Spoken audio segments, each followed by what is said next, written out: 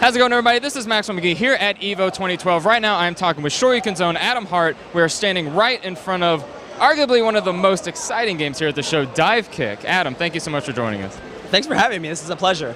So tell us, for people who are unfamiliar, what is Divekick? Divekick is a game born from a late-night joke, like all good things, right? But what we ended up with is a game that really boils my favorite part of fighting games, which is outsmarting people, down into an extremely simple form, right? It's a very minimalist kind of style. It's very minimalist, it's very simple to play, but difficult to master, right? You're in this environment where you really only have 2 or 3 actions that are possible at any given time, but the speed and weight of those actions change based on your positioning, and finding the optimal position in a game where you can't even walk back and forth is way harder than you think it is. And that action, of course, is dive kicking. Dive kicking, yes. There are 2 characters, dive and kick. There are 2 buttons, dive into the air and kick back to the ground. You have to do all of your positioning, all of your mind games, and all of your attacking through this one move. And it sounds like, oh, that's going to be fun for 10 minutes, but as you can see from our crowd, they've been playing all weekend. They did the same thing at CEO and same thing at UFGT.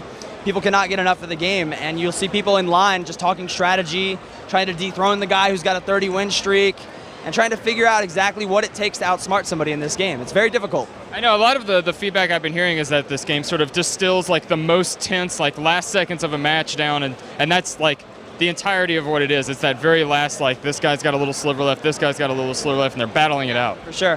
One of the hardest things to deal with if you're new to fighting games is blocking and what we call Oki, which is the wake-up game. When I knock you down, I have all these things I can do to make your life hell when you get up, right? And in Street Fighter IV specifically, people develop really interesting option selects where they can input several things that cover several of your options at once. So you're stuck blocking and dealing with mix-ups, and for a new player, that's very overwhelming to deal with, right? As I age, I find that I don't have time to play.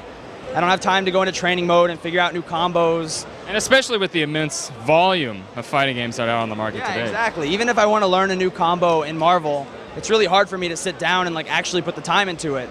And then even when I am playing, I'm putting you into like a 10-second cutscene. You don't even get to play anymore, right? So the beauty of a game like Divekick is that you always are playing.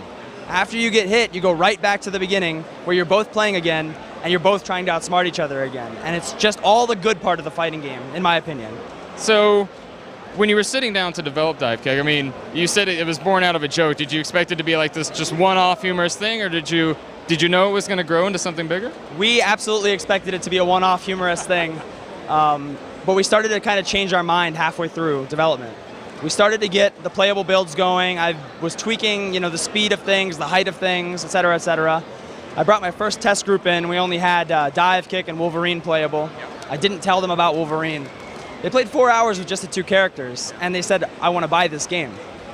And I didn't even have a character select screen, or gems, or kick factor, or hit stop, or headshots. None of that stuff was in the game, and they wanted to buy it. And I was like, maybe it's just these guys, right?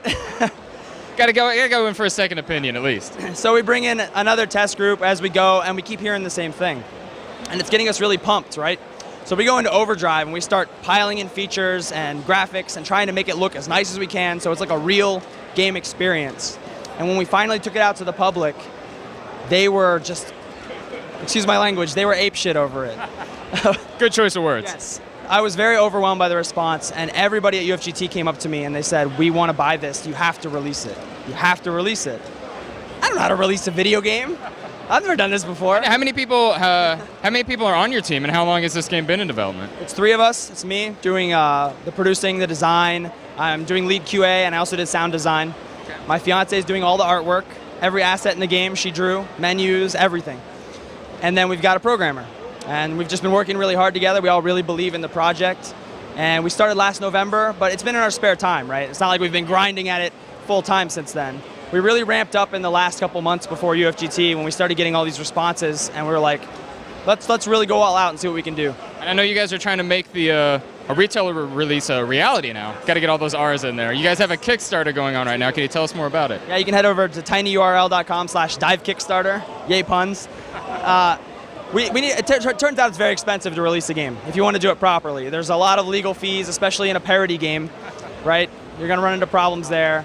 A lot of concerns that we have to look at, and we really want to release a product that you're going to be very satisfied with at $10. I don't want to sell you this for $10. I want to sell you a product that you're like extremely happy to have. I know. What are some of the plans or the more grand designs that you guys haven't implemented yet? Right now, it's a two-player game with nothing, right? You know, I want to add single player, I want to add online play, and I have a huge list of new characters I want to add. But it's all about the budget. We got to get the budget in to make those things happen, and then hopefully we can get out a product that you guys really deserve. All right. Well, best of luck to you, man. Thank you so much for talking with us. Enjoy the rest of the show. Thank you.